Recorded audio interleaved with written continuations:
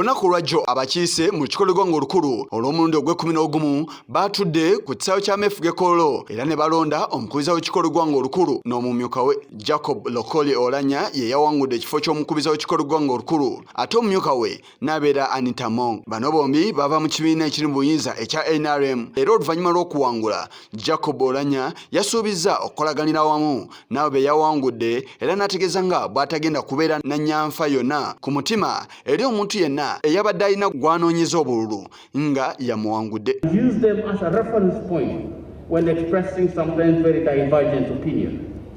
We must apply evidence-based process of decision making. 2. Reason as a guiding principle. We should agree that we will endeavor to use reason and sound logic in tabling our position. This will enable us to derive the correct interpretation from agreed facts.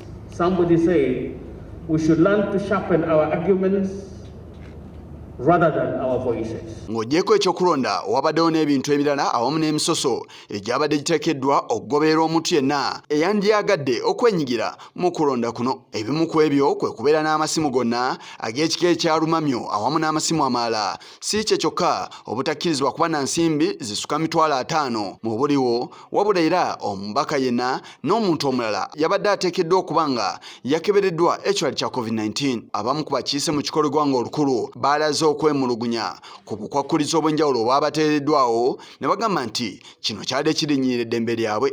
Okusinza ku bo bagamba nti okugaanibwa amasimu okugenda nago kigootaanya emirimu gyabwe saako n'ebintu ebirala.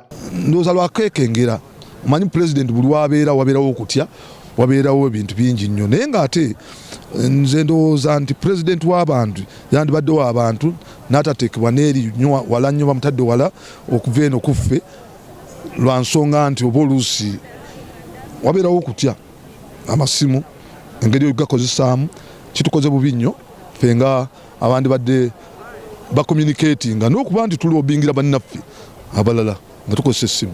Waliwo ebintu ebiri temporary ebitatujjaako ebitatumalamu.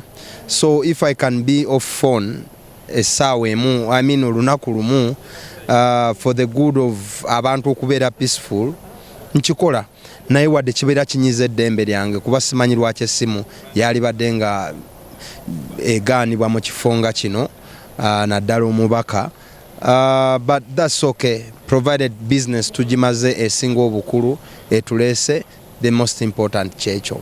So now I store everything on my gadget.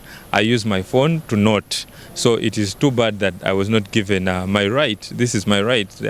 I'm supposed to be having a phone. And this is Parliament. This is our house. This is not the State House. This is Parliament. This is our house. We can refer on our phones. We can communicate to our people. We can as well campaign on phones. So it is not right that our rights were taken away. This is nowhere in the rules of procedure.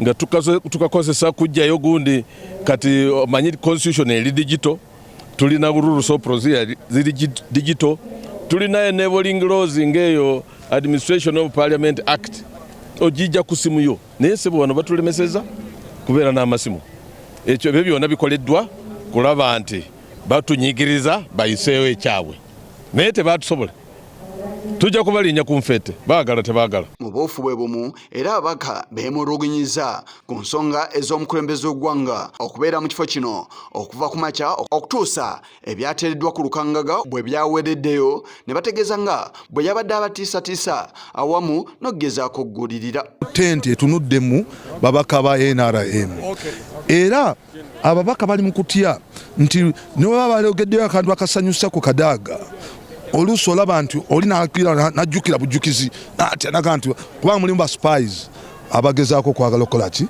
okugira. So waliwo intimidation y'amaanyi nnyo olw'ensonga ya pulezidenti okuba nti waali newankubadde nga kino kiri bwe kiti naye era ababaka baalaze okwennyamira olw'engeri paalamenti yeesaasaanyaamu ensimbi nga beeyazika ebifo ebitali bimu owaba waddukanyiza emirimu gyayo.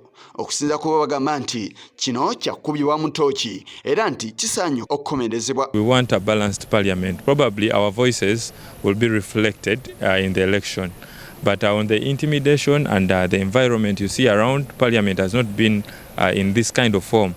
I want to assure you that the Parliament had enough space to host these elections today.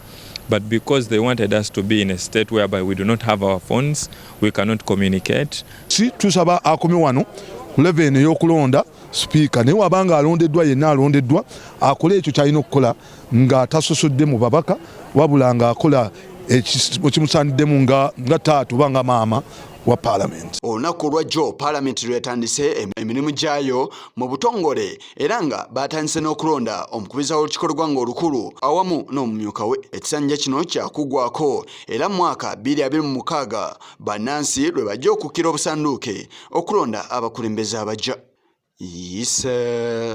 Kigongo ku lwa Channel 44 Oleggulo.